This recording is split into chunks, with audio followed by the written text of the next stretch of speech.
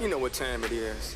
Give me the green light. Oh, yeah. Cause I'm ready to go. Let's have a good time. Let's go. What you waiting for? You only got one life. Fucking WWE knows how to pick the songs for They do. WrestleMania. That They gets me really all- do. gets For me- every pay-per-view. Gets me all jazzed up. I fucking love I'm that. ready to go now. Oh, man. Give me the green light. So Green Light by Pitbull featuring Flo Rida and a couple other people. Yeah. Is the official theme song of WrestleMania 33. Pitbull and Lunch Money Lewis, which is a fucking phenomenal name. Have a day. Which is a I really phenomenal like that. name. I think he's actually... Lunch Money everyone who Lewis. sings in that song is going to be performing at WrestleMania. So, Oh, really? yeah.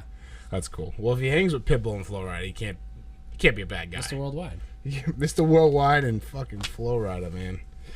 All right, so I'm glad we're back in the normal, the normal swing of things with the podcast. I almost wasn't in the normal swing of things yesterday. I had a bout of food poisoning. It wasn't a good time at the Vieira household. It's usually not. Food poisoning is usually a very negative experience, a negative day. Kids, if you have friends like trying to peer pressure you into getting food poisoning, it's not cool. I promise it's not cool. It's fire coming out of both ends of your body. That might be too much information. But that's what it was. And I went into like this spiral yesterday. So I was out of commission the entire day. I didn't go to work. But I sat on my couch right here. This couch right here. Okay. And I woke up. I probably got on the couch because I was in and out of the bathroom. But I probably got on the couch like starting my viewing session of Netflix at like 8:30 in the morning. Okay. Started off, found out that Better Call Saul season 2 is on. And I needed to catch up from last season to watch the new season. So I throw it on. And I watched the entire series in its entirety. From the beginning to because I didn't know which one I left off on. I think it was like episode 3 or 4. But anyway, I watched the entire season in its entirety.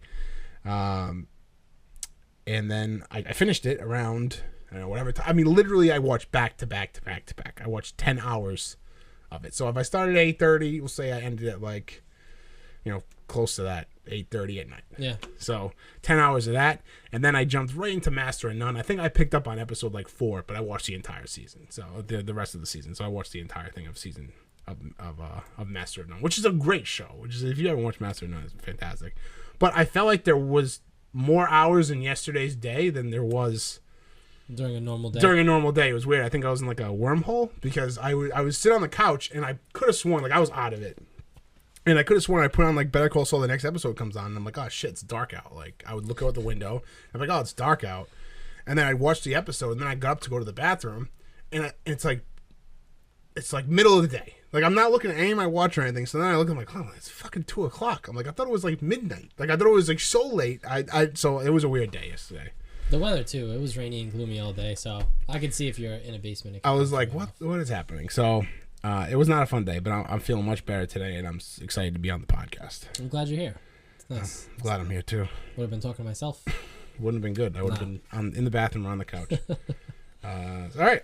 WrestleMania. We already preluded this or foreshadowed this with the green light. Which is the official theme song of WrestleMania 33, which takes place this Sunday from Orlando, Florida. The great state of Orlando, Florida. Beautiful. The great city of Orlando, Florida. Yeah. It's a state now. It's a state. It's its own state.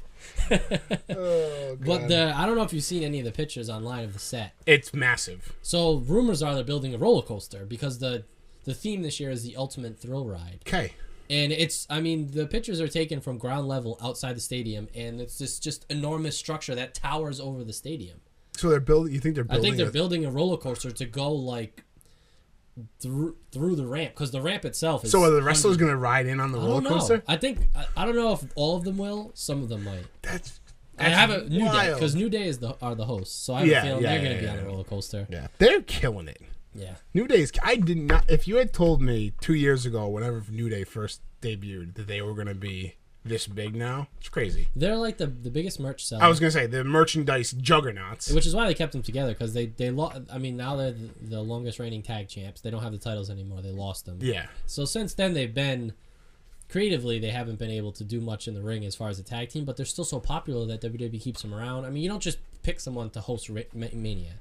Yeah. The last person to do that was Hogan, and the person before that was The Rock. Yeah. So you don't just pick random people to host it. I mean, people are mad that they don't have a match and stuff, but that's a huge spot to be. It's big, and I think another reason too. I mean, they sell the merchandise, they get the fans going. Yeah. And they get the fans going. They're They lively. have a lot of call and responses with the crowd. You know, like they have a lot of rapport like that way. Yeah, that's awesome. I don't know. The set looks really what a fucking production. Like they are a monopoly in the professional wrestling market. Right. Oh, absolutely. What other brand is even close to what WrestleMania is? Nobody's close. I mean, the only thing that comes close, but it's not really close, but it has a good fan base and puts on a show in a big-ish place is New Japan in their New Year's Day show. But it's not the same. It's not WrestleMania. No. Like WrestleMania transcends. It's people like, bid. Cities bid to hold WrestleMania. Like they pay the WWE to go Yeah. to their city. I mean, New Japan has their following, but it's apples and oranges. Yeah. It's like it's like when we used to watch TNA and WWE. It's like even just the Monday Night Raw shows. Like Raw's best night is better than anything that TNA puts out. Yeah, it is. And the Raw's worst night is better than anything that TNA puts out. And just the production. Just the production value. value. I'm talking strictly production value. I'm not even talking wrestling because you know, I mean, the TNA has some good wrestlers, but I mean, enough with doing their promos inside of funeral homes. Yeah, it's too many. One is too many. It needs to stop. So you wanna let's run down the yeah, we can run. I mean, there's 13 matches, so it's a heavy card. It's gonna be about a 6-hour show, maybe 6.5. It's crazy because on the network now they can do whatever the hell they want. I love it, which is amazing. And before we run down the card, a little warning: we're very positive wrestling fans. Yeah, and I'm sick of hearing people. Look, if you don't like wrestling, that's fine. If you don't like what certain guys do, that's fine. But to complain that WrestleMania is going to be too long, that it's too much wrestling. Friend, you're paying $9.99 a month for the network, which is where you're going to be watching WrestleMania. Which means for that day, they're giving you 6, almost 7 hours of live new content. So for that day, if you're paying $10 a month, for that day you're paying what? 30 cents? Yeah, about that. You're paying 30 cents to watch 7 hours of live content. Stop complaining, okay? Yeah. Do not complain that they give you too much content. Yeah. That pisses me off, but yeah, I think it's going to be a great show. The card, while on paper might not stack up to other WrestleManias, the build to a lot of these feuds has been really, really good. The main event is going to be for the Raw Universal Championship, Bill Goldberg versus Brock Lesnar. For better or worse, a lot of people wanted Kevin Owens in this spot. Yeah. Goldberg beat him for the title at Fastlane, which was I thought his Goldberg's couple matches leading up to this was kind of disappointing. Like the first one I get set the tone, but. Yeah, I mean, they can't have another match like he's been having. They have to have a legitimate match. Not the main event. Not the main event. No. Mania. I don't think they can, but I don't know what Goldberg's capable of because, like you said, since he's been back, hasn't really shown anything. It's been 2 minutes total of ring time. Even in the Rumble, I mean, he kind of just mustered around. Yeah. But I understand it to the fact where you want to maximize your time with Goldberg. He's probably done after WrestleMania. Yeah. So you got a good 5-6 months out of him. Kevin Owens will have his time. So at this point in time, where are you going to make more money? How are you going to get more eyes on the product? Is it Goldberg as champ at WrestleMania or Owens? It's Goldberg. Yeah, it's Goldberg. I mean, obviously the diehards that watch it year round hate to see their guy or someone they've been watching for 11 months lose the title before Mania. But Kevin Owens will be there after Mania. He's going to have Manias, plural, going forward to show his stuff. Yeah, totally. So Goldberg, this is his time. Young, promising career. And you know what? If this was the match, if you insert Kevin Owens instead of Goldberg in this match, do you really want to see Kevin Owens die on live TV? Because that's what's going to happen with Lesnar and Goldberg. Lesnar is I'm sorry. If Lesnar and Kevin Owens fought, Kevin Owens is the exact type of person that Lesnar does not hold back on. No. He's a young guy. He's perfectly capable of getting beat the shit out of. And he can take it. Exactly. And Lesnar would have his way with him. Yeah. He would. It wouldn't be a good time for Kevin Owens. No. So I think he's going to beat Goldberg pretty bad. Which I think so too. Which would coincide with the build. I mean, Goldberg's gotten the upper hand pretty much every turn. So I think I'm going to go with Lesnar in that. Yeah, I'm going with Lesnar as well. On the SmackDown side of things, Bray Wyatt heading into Mania, which is long overdue as the champ, SmackDown champ, WWE champ. Love Bray Wyatt. Very long overdue. It's his first ever singles titles win in WWE, which is mind blowing. How he never got a run with the IC or the US belt. I can't believe that. I think it's because he ramped up so quick with the Wyatt family. Yeah. And before that, I mean, I think his character was too. almost don't know how to handle him. You know what I mean? And the Undertaker took a while to get going too. Yeah. I mean, he won a WWE title very early on, but that was like a 1 week reign. Yeah. He didn't really get going until 6-7 years into his career. So yeah. Wyatt's still young. He's still late 20s. So I like that they're sticking with his character. yes. Oh, I like They could have that. gave up on it. They could have gave up on it a long time ago. Yeah. I mean, the Wyatt family has gone up and down, like as far as like members and things like that. But that happens in wrestling. But as far as his core character, I'm glad they're sticking with it, because this could be a lifelong character for Bray Wyatt. I mean, the Wyatt family and everything. I just think that, And he loves it. You know, he's they- very into it, and he's very good at it. Very good at it. Yes. So I like that. I mean, I like Wyatt Yeah, I like Wyatt too. because I don't know. I think he's gonna win. I think Luke Harper might see the light, so to speak, and help him Come around. Yeah. Yeah.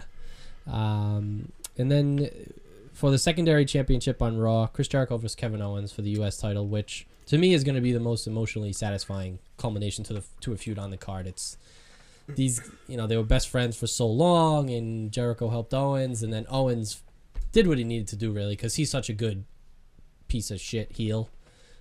And he turned on Jericho, and since then their feud's been magic. It's been so good. Yeah, and they've been great. If these two are given 15 to 20 minutes, it's going to be the best match on the show. Jericho is he's leaving soon because he's doing a new album with Fozzy, going on world tour, because he just apparently never stops. I don't understand how he has so much time. He's not. It's like a lot of guys take off time from wrestling. He doesn't take off time. He goes on a world tour. He goes with when a he's rock and not roll wrestling. band. When he's wrestling, he's singing. Like it's amazing. crazy. But yeah, I think this will be Owens' WrestleMania moment, so to speak. Totally. I totally One of many agree. more to come, but I think he'll be Jericho. Springboard him into the future. Yep. And then the secondary title on SmackDown is the Intercontinental Championship match versus Dean Ambrose defending against Baron Corbin, who I don't know if you know a lot about Corbin. I know a little bit. I know a little bit of him. He's one of those guys who, it's sink or swim on the main roster for some of the mid-card guys like Corbin, and he has swam. Yeah. That's a terrible analogy because that doesn't make sense. But swims. He swims. He's a great swimmer. But, I mean, his character is really, really thriving on the main roster. Ambrose is a good IC champ. He's always got that Shield cred. So anytime he's slipping a little bit, he can always, mention that in a talking point. Everyone's like, oh, yeah, he was in the Shield. Okay, that's pretty cool.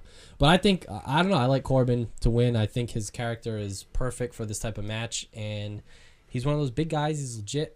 6'10", 300 pounds, but he can move around really well. Yeah, I think it would be good for him. So I think it'd be a good IC champ, Yeah. a good heel IC champ. And Ambrose might move on to the main title to fight Wyatt, maybe, possibly. I like that. Then we got the Raw Women's Championship match, which is an elimination match, which is a key aspect to remember because before Monday, it was just a Fatal 4-Way. And Fatal 4-Way rules mean that whoever makes the pinfall of the submission wins.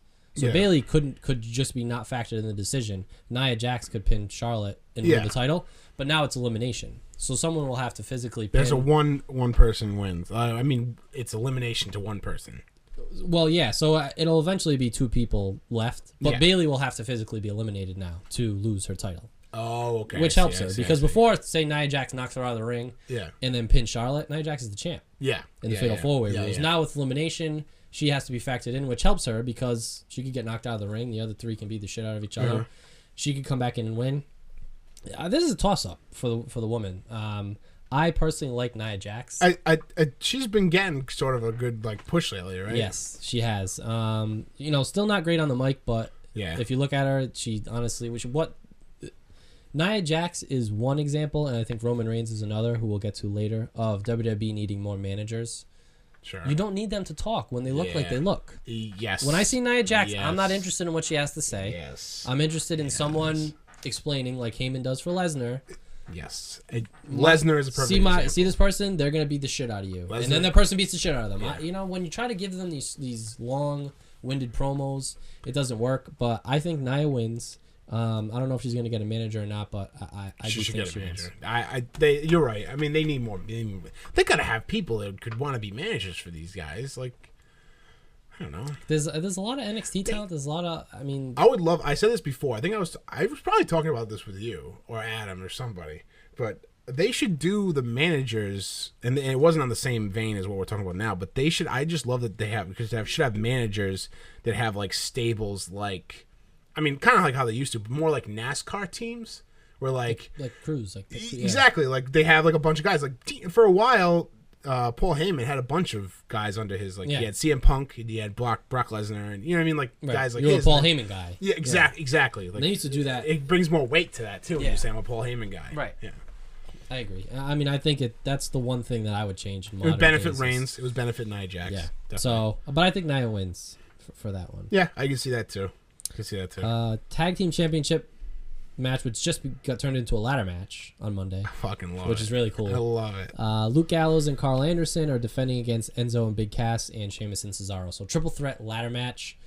Six very competent, also pretty creative guys. So that could be pretty cool. You have to imagine they're going to give them a good amount of time to put on a show. To let that develop. It's kind of a toss-up because that's how the tag team division has been for a while. Yeah. So it could be anybody's game. I'm a Cesaro fan, so I'm going to go with Sheamus and Cesaro. I was going to say I think Sheamus and Cesaro too. As much as I like Enzo and Big Cass, their characters are more built to, for whatever reason, lose the big one. Yeah. I mean, they never won the NXT tag titles, even though they were the most popular team there. Yeah. They haven't won yet on the main roster, so I'm going to go with Sheamus and Cesaro. I think they're going to figure out a way to pull that one out.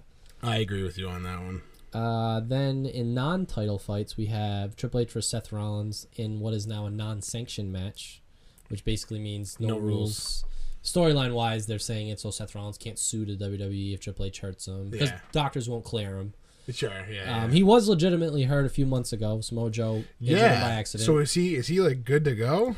He's good enough to go. They wouldn't. I mean, he wouldn't be performing if he wasn't. Sure. I don't know if he's 100%. It would be a huge disappointment if he didn't perform at WrestleMania, though. Again, because he didn't. Yeah. Last year, he didn't get to wrestle. It would be a huge disappointment. And they've been trying to do this match for 2 years. It was supposed to be last year, but he hurt his knee. Yeah. I mean, severely hurt it, so he couldn't. Yeah.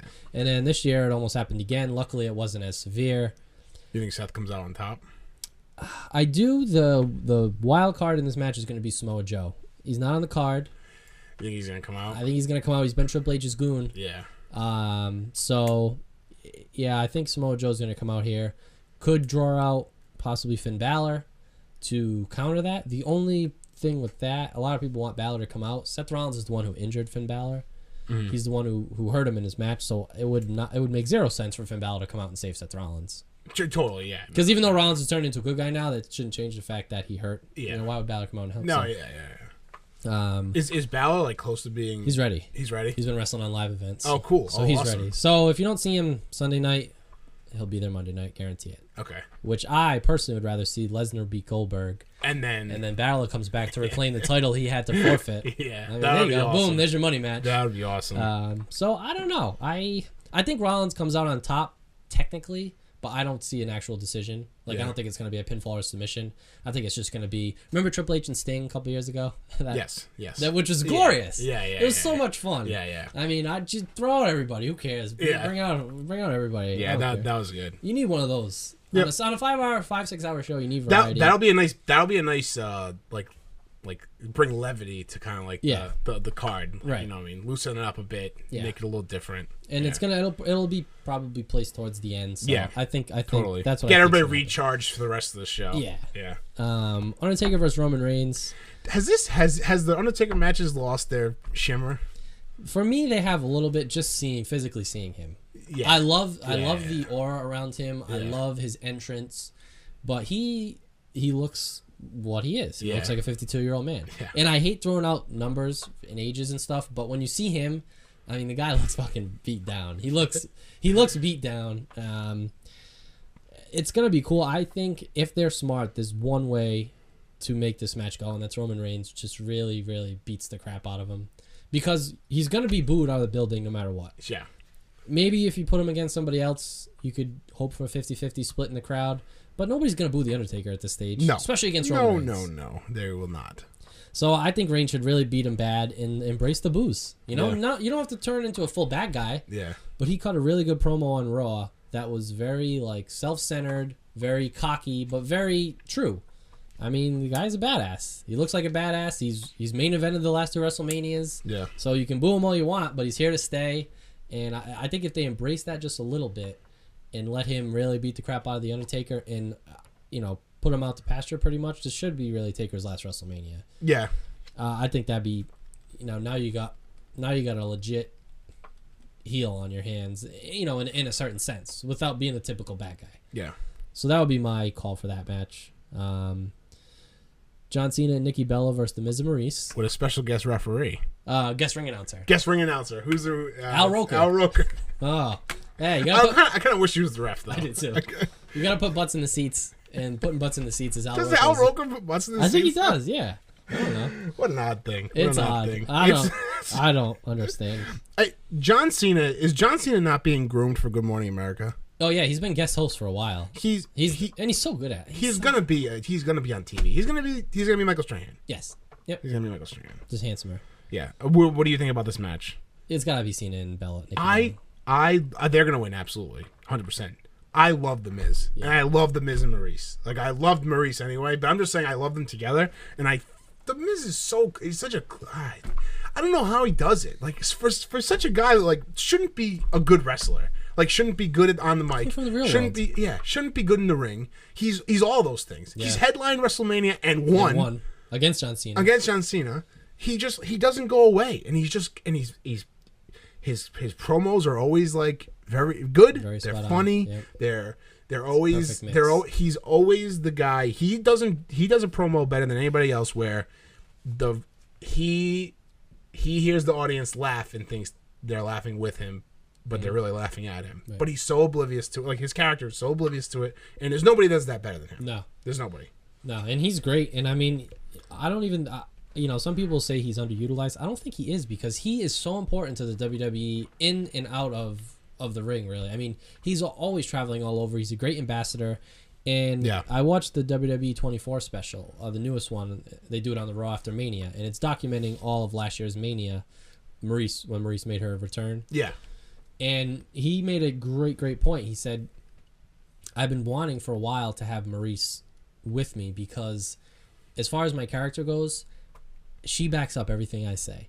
Because when it's just me and I'm talking, it's, oh, you're from the real world, you're a dork, you're that, blah, blah, blah. Yeah. But he's like, when she's by my side and people know I'm really married to her, it backs everything up. He goes, you can't say anything. Totally, what are you going to say? It's like, I'm married to her. Yeah. And to this beautiful woman. So I'm obviously doing something right. If you think back, too, he's always done a lot of his good stuff with another person. Yes.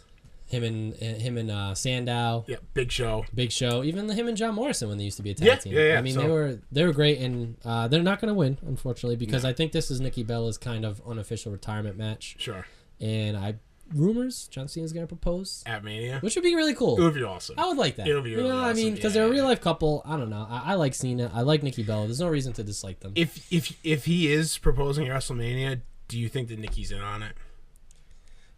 Because she has to see the rumors. Yeah, I mean, I'm sure she sees the. I'm sure she's seen. Oh, rumors. I don't think she's gonna. I think if he does, I don't think it'll be that. I don't know. You think it's gonna be like right in the middle of the ring? No, I do. Oh yeah. I think it'll be right in the middle of the ring. I don't know if she'll know for sure it's gonna happen. Okay. Yeah, that's good. I don't think they'll. I think it's gonna be a split, because it's obviously gonna be part of the script. Like, I don't think he's gonna go rogue and do it. Because obviously you need the cameras to be on him. Sure, totally. But at the same time, I don't know. That's a good question. That would be cool to see. But I think that'd be cool, and I think John Cena and Nikki Bella win that match, and hopefully a little proposal. I don't know. I think it'll be nice. Cool. Then you got Shane McMahon versus AJ Styles, which is going to be the craziest match. It's going to be absolutely. So I don't know if you heard me at the top of the podcast, but there's a roller coaster that's being built, and I would bet all my savings account that Shane McMahon's figuring out a way right now to jump off the roller coaster, whether it be 50 feet or 5,000 feet in the air. He's just gonna do it. The guy jumped off the Hell in a Cell last year, and there's no padding. I don't care. That hurts. It hurts. That's insane. And AJ Styles is really the best they have. He's a lunatic. He's an absolute They're both lunatic. nuts. And I'm looking forward to this match, because I think you're going to get vintage Shane, where he's not Shane's not necessarily a trained wrestler. So within a couple minutes, usually the guy he's fighting has a black eye, because he's hitting him with, he's really hitting them. And I think Styles is perfect for that. Styles isn't going to shy away. He's going to let Shane beat the crap out of him. And Shane has never been one to back away from an ass whooping either. Yeah. So that's going to be great. I mean, Styles needs to win. He didn't, he lost his WrestleMania debut last year. But I think the outcome of the match is going to be secondary to how much fun they're going to have and how much fun it's going to be. And the cool thing is, as much as it would have been nice to have Styles be in the SmackDown Championship match, you're fighting Shane McMahon. That's a marquee match. He's not fighting some bum. He's not in the Battle Royal. Yeah. They've been hyping it up. They had a contract signing last night on SmackDown, so it's been a big part of the build. So everyone who has their crocodile tears for AJ Styles, he's doing just fine. Yep. But I think it's going to be a fun match. I think Styles wins, but that's secondary to how cool the match is going to be. It's going to be ridiculous. And then we decided to work backwards. The last 3 matches are actually pre-show matches. Okay. Cruiserweight Championship match, which is going to be my sleeper match of the night. Neville defending against Austin Aries. It'll be awesome. 2 amazing, amazing athletes. You really should tune into the pre-show just to watch these 2 go. They're wonderful. Neville is out of this world, as is Austin Aries. And I really don't know who's going to win. I mean, Neville's really pulled the Cruiserweight division out of a rut. But Aries is kind of the fresh new thing, at least on the main roster. So, could go either way. Yeah. I'm going to pick Neville to win. I'm going Aries. Yeah. Yeah.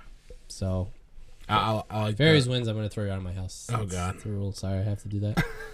But yeah, either way, I think that's going to be a sleeper match. That should be fun. Hopefully, they give them a good amount of time on the pre-show. They should. They have a 2-hour pre-show, so they should give them plenty of time. The second pre-show match, 6-pack Women's Challenge for the SmackDown Women's Championship with Alexa Bliss defending against Naomi, Mickie James, Carmella, Natalya, Becky Lynch. Bliss. I have no clue. I mean, Naomi's back, she was just added last night on SmackDown. Yeah. Bliss won that title because Naomi was hurt. You could give it to Naomi again. I don't know. It'd be cool to give Naomi a WrestleMania moment, but I'll pick Bliss for the sake of... Yeah, I like you have Bliss. to have some champs retain. Yeah, I like Bliss. And then the Andre the Giant Memorial Battle Royal with everyone else. Everyone else who we just didn't name. Braun Strowman should win that handily. Yep. And that rounds out the show. It's going to be a lot of fun. We'll be tweeting at Average Nobodies on Twitter. We'll be tweeting the whole show. And I'm going to have a preview post. I did one last week. I'm going to have another preview post up with a prediction for each match that we just went over. That'll be up by Friday. And if you remember, or if you're listening to this podcast right before WrestleMania or right after WrestleMania, I don't know why you'd be doing that, but call us 401-285-8120. Leave us your predictions for WrestleMania if you want, or after WrestleMania is done, let us know what you thought about WrestleMania and what you thought was like your favorite match, and we're going to play it on our podcast. And we have a direct pipeline to the WWE, so any feedback is going to get right into Vince McMahon's ear, and we're going to go right to Vince. Right to Vince. Hey, now they're back. All right, let's move on to something completely different here. We're going to talk about some movies, and more specifically, what's doing good right now in the box office. So it's right now is an interesting time for movies because I feel like summer blockbusters are moving farther up in the year, like closer to the beginning of the year. But this is kind of like the dead time. Like usually the dead time would be like a month from now, but like right now I feel like this is the new dead time in movies. But it's been actually very good. Then it'll start up around Memorial Day, you think? Yeah, really, it's like end of April, like beginning of May is when like the summer blockbusters start, even though we're not even close to being summer. But yeah, spring just. So this is an odd time, but I think we have a lot of good movies out right now, and that shows it. This list shows it. Beauty and the Beast is number 1. Through 2 weeks of being in the box office, it's grossed $90 million. No, that was just this weekend. Oh, so the total gross is all the way to the right. Oh my God, $319 million? Yep. Oh shit, that's a lot. Yeah. I do. If anybody does fantasy movie league out there, we're both in one. Yep.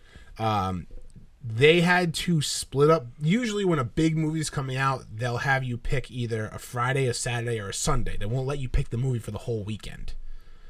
They did it for 2 weeks for Beauty and the Beast because the movie was so popular that they weren't going to allow it to be like over 100 million the first weekend and then 90 million this last weekend. So I picked Sunday and I ended up winning. But anyway, 319 million, crazy. Been out for 2 weeks. Yep, it's gonna be ridiculous. I actually saw Beauty and the Beast. I saw these first 2 on Sunday. Power Rangers. I saw Power Rangers on Which Sunday. one did you like better? Well, apples and oranges, but I actually really enjoyed Power Rangers. Yeah. I was talking to Adam and Sean about it on the Make Movies Great podcast. They got the nostalgia perfect. They got it really good. Wasn't overboard. It wasn't overboard. The CGI wasn't overboard crazy. It was like more towards the end, which is fine. I thought that the karate and like the fighting was really well done, and it made it feel like the TV show. And the acting was actually surprisingly good for actors you don't know who they are besides Bill Hader and Bill Hader, Elizabeth Banks, and Bryan Cranston. It's an unknown cast. Okay. And they're like the focus of it. Character development was fantastic. Was really, really good. So I'm very surprised. So they've grossed the first weekend $40 million. Not too bad. Not bad. Yeah, not bad for a movie that probably cost double that. Yeah, it says 100 million. Does it say 100 million budget? Budget, yeah. Okay. Budget is the next to last column. I see it now, yeah. 100 million. They'll make their money back. They better. Or else someone's head will roll. Did you see Kong? No. So Kong's number 3. It's been out for, I think, the same as Beauty and the Beast. Or does it say where it's? Yep. So the last one is the week. So this is the 3rd week. Okay, so 3 weeks, 133 million. I saw the last King Kong. I really liked it. The one with Bryan Cranston, right? No, that was Godzilla. Yeah, Godzilla. No, the last King Kong was the one with Adrian Brody. I didn't see that one. That was all right. I won't watch anything. It was very forgetful. We actually did it in one of our old web series, which we'll talk about later. Remember we peered it? We did. In the Prohibition episode. Anyway. I apologize and retroactively apologize for pairing it with that movie. And then we have Life, which is its first weekend out, $12 million. Adam saw this. Adam and Sean. That's the one with both Gyllenhaal and Ryan Reynolds. the science movie. I don't know if it's gonna make that $58 million budget mark. 12 million on the first week. Usually the first weekend is where they. Yeah, it's not very good. It might pick up. It might pick up after this week. Honestly, the Beauty and the Beast is killing. Oh yeah. Well, the marketing hasn't been very good for Life. Honestly, no. I haven't seen that many trailers or things about it. Beauty and the Beast, I see a trailer every time I turn on the TV. Right. And plus, they have a built-in audience of people that watched Beauty and the Beast when they were kids. Same thing with Power Rangers. And their kids. Yes. Oh, yeah, absolutely. So tough release date. And then the next few, Logan's been out for a month. It's made $201 million. It's not surprising. It's a lot of money. Then Get Out, which is kind of like what you want to break off of this list. Yeah, now. that's a Get Out. All right, so Get Out has been out for 5 weeks. It's made $147 million. Now, in comparison to Beauty and the Beast making double that in 2 weeks, it might not sound like much, but the big thing with Get Out is it cost, what was it? $4.5 million to make. Oh, yeah, you have it there. So Beauty and the Beast has made twice as much money so far, yet its budget was probably about 40 times more.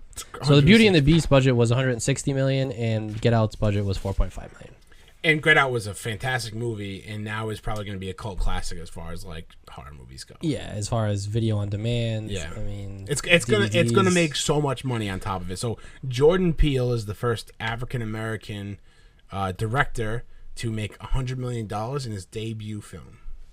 Really? Yep, first one. That's crazy. I think that I would like to see, regardless of him being African American, regardless of race, I would like to see a director's debut film get $100 million anyway. I feel like that's crazy. That's a lot. $100 million in the first weekend. It is a lot, and really, it. Well, I mean, I'm sorry, not in first weekend. First debut film, right? $100 million. And it's a. What the hell's the word I'm looking for? Basically, it shows you how important word of mouth can be, because I don't think. I mean, they used to run the trailer actually during Raw all the time, and I would fast forward through it. Because I would fast forward to the commercials. I'd watch Raw on DVR. But I remember that image of the main character just sitting there in the sunken place. Yeah. And I'm like, oh, that's what this is about. But I heard so many people watch it. And, everyone who watched it was like, you got to go see this. You got to go see this. I don't like horror movies, per se. But this was just so much more than that. Yeah. And it's still 99% on Rotten Tomatoes because some idiot. Right. That's the only bad thing about promoting it like that, because someone's going to go. I saw one review. It was... The guy was like, the person that gets... Actually, I don't want to ruin it. Never mind. Should I? Well, all right. I would ruin the plot if I say this. Well, turn.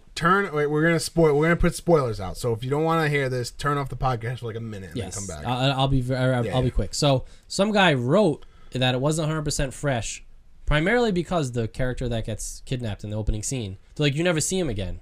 Buddy, what movie did you watch? You absolutely see him. I know. So that was his reasoning, and it's like, can you rebut now? Let's make. All right, so we're off the spoilers. Yep. But can you rebut a review like that? Like you should be able to, because that's ridiculous. That's like getting a. I mean, that's just not true. It's not like you have a difference of opinion. That's not true. That's a lie. Yeah, that's like getting a frozen pizza and then putting the whole box in the oven, and then you take it out, and you're like, well, it tastes like cardboard. Like, you idiot, you didn't take it out of the box. Right. You didn't do this correctly.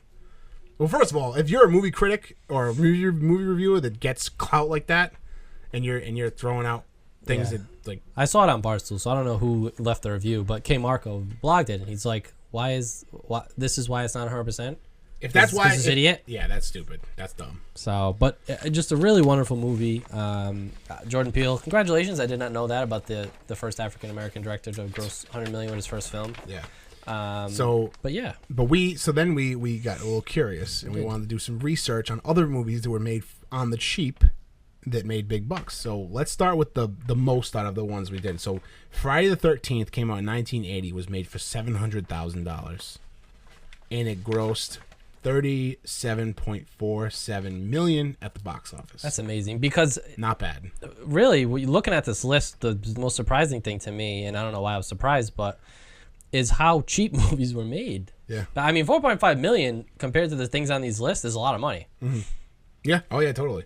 So you have $700,000 right there for Friday the 13th, and then we'll come down to $325,000 for Halloween 1978. Now, between Get Out, Friday the 13th, and now Halloween for $325,000 that grossed $47 million, there's a trend. It's horror movies. Horror movies, yeah. So, and then next on the list, we'll say Texas Chainsaw Massacre, the original, 1974, grossed $30 million, $30.86 million, and like I said, $140,000 to make it. That's crazy. Again, another horror movie. Yep. $5 million was 28 Days Later. That came in 2002, and that grossed $45 million. Still, I mean, not as good as the other ones, but to spend $5 million on a movie, and imagine if the people who put up that $5 million and then they go into the theater and they get $45 million. That's how you have to look at it. Think of being, hey, Matt, if you give me $5 million now, I'll give you $45 million later. I mean, that's... Yeah. You know what I mean? That's how you have to look at it. It's a good deal. That's amazing. It's really cool. Two of the most impressive ones, though. Blair Witch Project was made for $60,000 and grossed $140 million. That's unbelievable. And I gotta imagine that 90% of the $60,000 budget went toward their marketing. Because I don't know if you remember. Do you remember like the marketing around that? People thought some people actually got kidnapped. It was a snuff film. They made they made a fake website. These kids were missing. Blah blah blah. They did a great job. I think probably most of that was to make the website. Yep.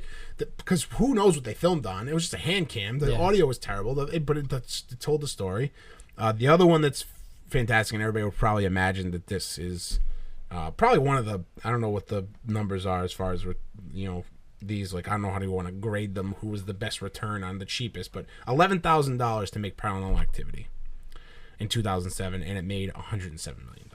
$11,000 I could break to make $107 million. Yeah, that's... It's a lot. It's a lot. It is. And like you said, there is the theme of horror movies, and I think that's because there's definitely a stigma to horror movies, which is obviously working to their advantage in certain films, of you don't necessarily need, really high resolution film quality, actors, sound, people, editing to scare people. Yeah. Where you're making a car chase scene, or The Rock is pushing a nuclear warhead to the side, you might need some CGI for that. I mean, that scene in the new Fast and the Furious, I guarantee you cost more than $60,000 to make. It probably cost more than all these movies we just said. Yeah. I mean, I don't even know what the budget is for the new Fast and Furious movie, but that's got to be ridiculous. But yeah, I mean, I saw that the other day. But yeah, it's... I'm trying to think. So Rogue One's A Star Wars Story was a $200 million budget. I have to imagine that the Fast and Furious movies are probably close to that. Yeah. Because the Fast and Furious movies make their money back worldwide easily. They make it back easily. But I can't believe Rogue One is still making $500,000. It made $531 million. That's so insane. Far. 15th week. It's been out for 15 weeks. And it's still in the top 15. It's crazy. Of movies. It's crazy. What other movies on this list have made even close to that? None. No, you got, besides Beauty and the Beast, you got Sing and Moana, both made about $250 million. Crazy. Apparently Moana doesn't have a budget. It doesn't make sense. It's free. It was done for free. So that's the movie news for this week. Exciting shit. Good for Jordan Peele.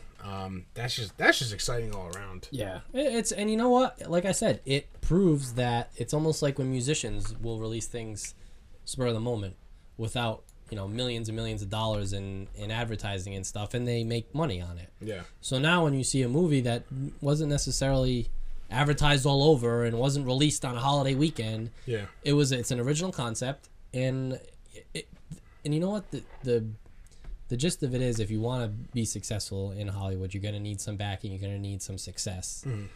So to have that now, maybe that could open the doors for other people with really creative ideas who wouldn't really be looked at as, oh, this isn't going to make money. You can look, hey, Get Out did it. You need, and also now with Jordan Peele being a successful director, you got to imagine down the road he's going to be producing, and he's going to look for people that had the same kind of drive that he did. Yeah. That same kind of like grassroots, which is good for the business. Yes, it is. Because it makes more interesting movies, and you get more people in like that. So it's a win for everybody. It's a win for cinema. It's a win for cinema goers. It's a win for Hollywood. Yeah. Across the board, it's a win for everybody. It's nice to see. So congrats to Jordan Peele. Fantastic. I can't wait to see what comes next. So awesome. We have a special announcement. We do.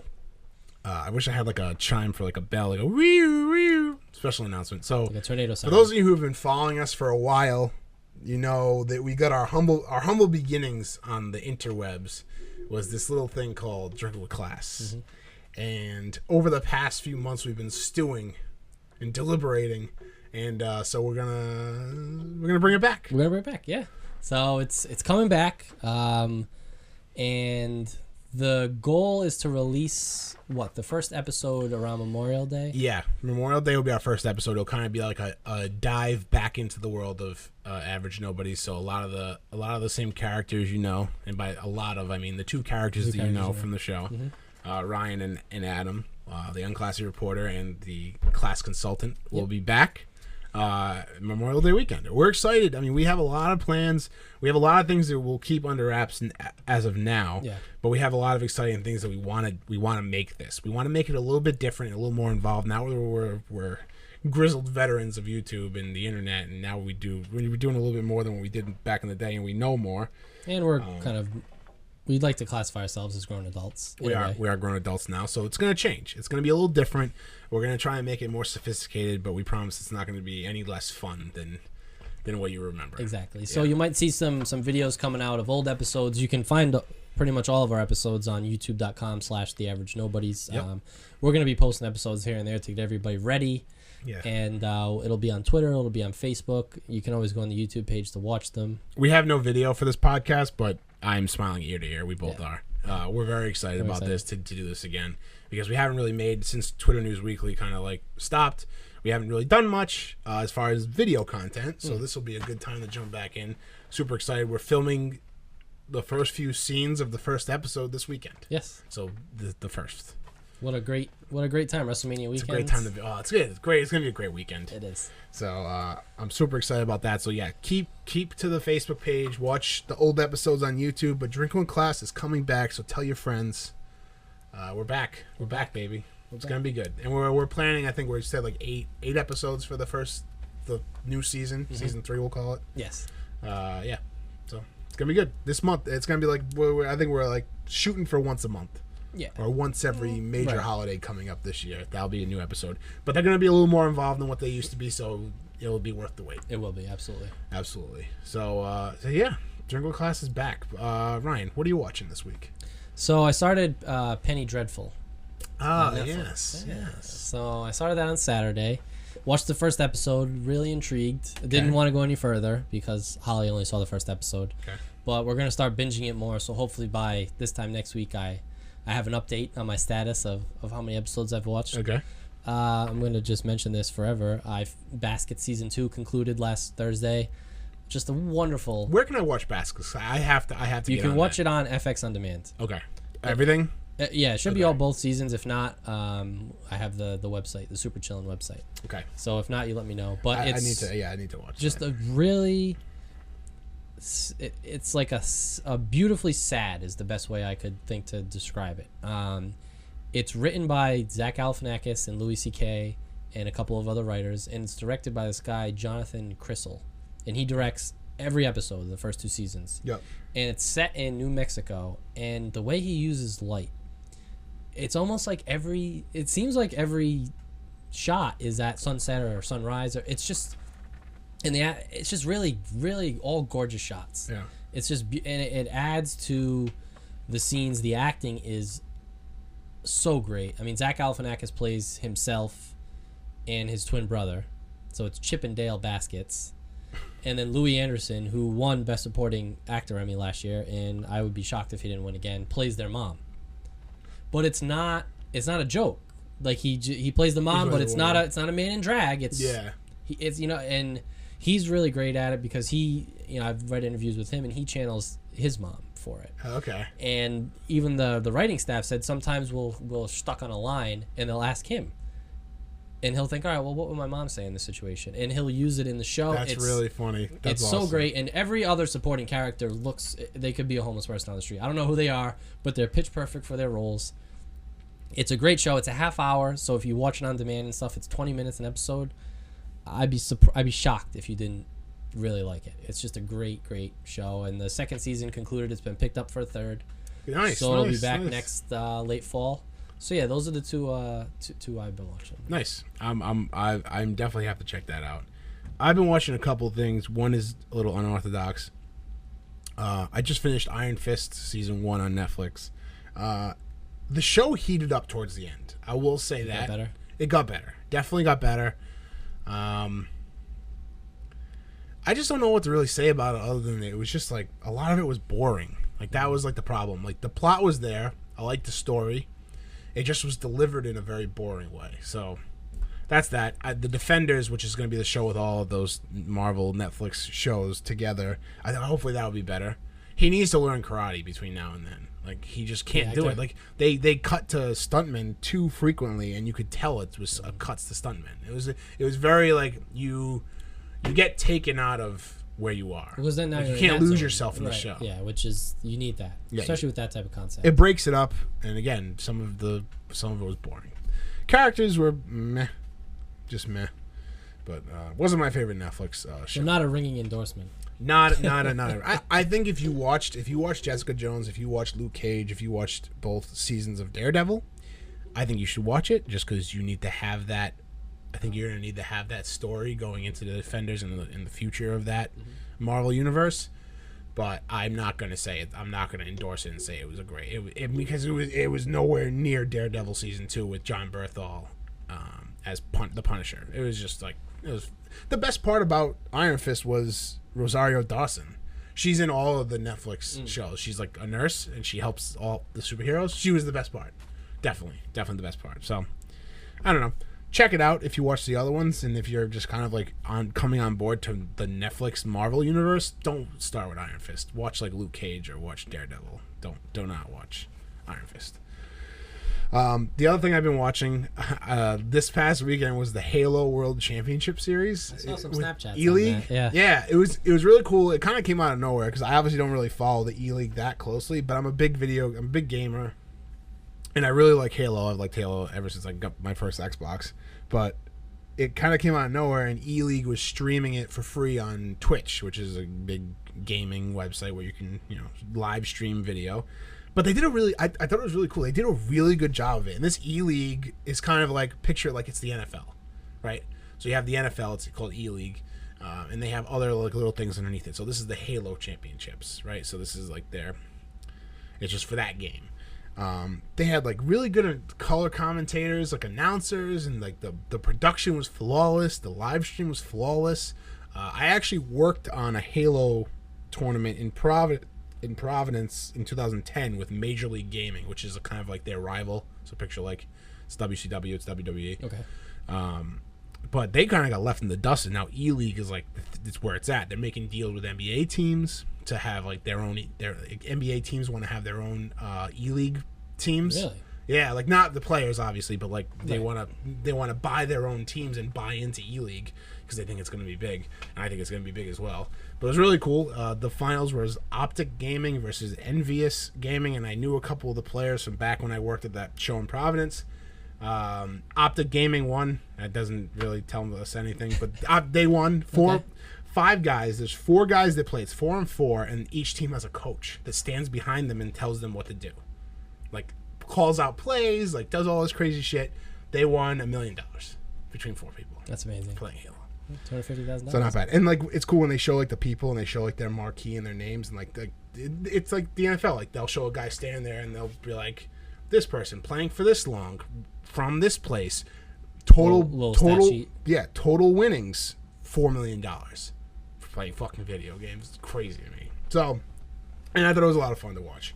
It didn't lag at all. It didn't drag at all because like a lot of times like watching people play video games is not the most exciting thing. Right. But I feel like at that skill level, it's it's wild. It's a whole different world, man. And the way like I said, the color commenters and the play-by-play guys, phenomenal. Can't say enough good things about that. But good job, E-League. I thought they put on a pretty awesome little tournament thing there. So really cool. And they got legit sponsors on there too. So they must be making good money. I mean, they had Red Bull, Mountain Dew. Oh wow! So all the big guys, like all the big, like that make sense for gaming. PC companies, Xbox, obviously.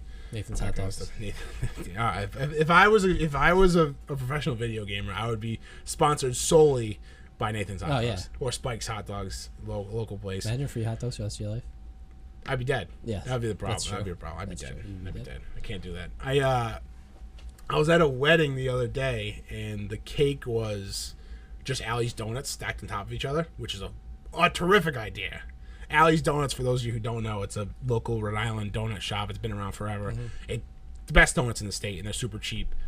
And then I was thinking to myself, I'm like, you know what? Like at my wedding, I would like to have this, but I was thinking like for the entree, I think everybody should just get hot dogs. Yes.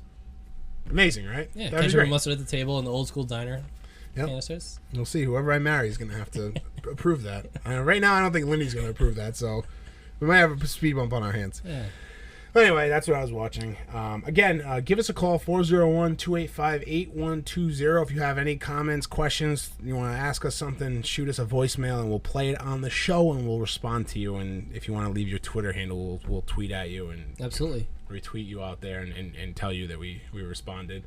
We're on Twitter at Average Nobodies. We're on YouTube, where you can check out all the old episodes of Drinking with Class, youtube.com/ The Average Nobodies. The Average Nobodies. I almost said /Drinking with Class. But yeah, I think that's it. Do you have anything else you want to add? I don't think so. I mean, hopefully you're watching WrestleMania. If you like WrestleMania, yes, watch WrestleMania. It's gonna be a fun Sunday. It's gonna be a fun weekend. Totally. And we look forward to seeing you next week. So hopefully you have a great week. It's full of fun and merry, whatever that means. Be our guest from Beauty and the Beast. I haven't seen it. You never seen it? No. Not even like when you were a kid, like the. Yeah. Oh, really? Okay. We'll leave you with Flo Rida and Pitbull and Lunchbox Lewis. Lunch Money Lewis. Lunch Money Lewis. Did I say Lunchbox Lewis? You did. At the top of the show? Good. No, you said Lunch Money. Did I say? Yeah. He's my new favorite rapper now. Give me the green light. Oh, if it's this guy right here, this like big guy, I love it. What you waiting for? You only got one life. Yo, I'm all about Lunch Money Lewis. He's performing live at WrestleMania. Cause I'm ready.